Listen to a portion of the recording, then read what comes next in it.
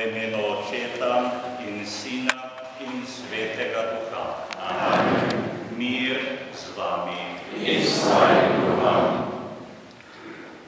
Na začetku današnje svete maše vas prav lepo in prisrčno vse pozdravljam.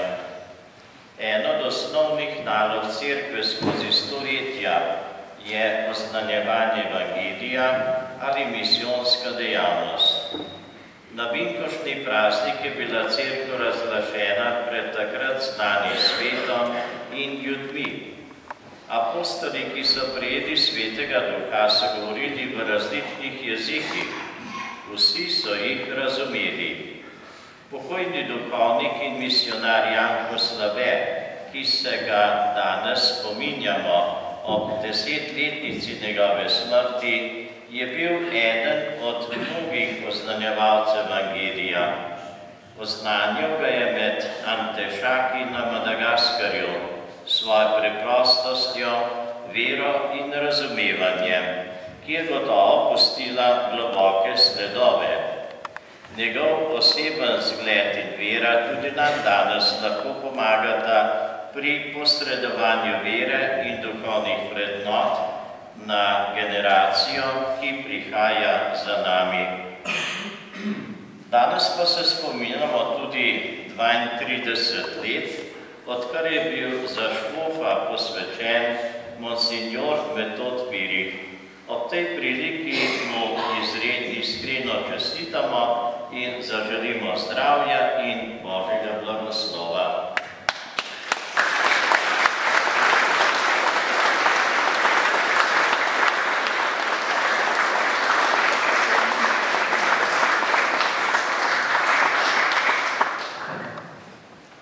Da bomo vsi skupaj vredno ohranili to spominsko mašo, sedaj pred Bogom priznajmo in obžalujmo svoje grehe in morda tudi premajhno zavzetost za misijonsko delo v Cerkvi.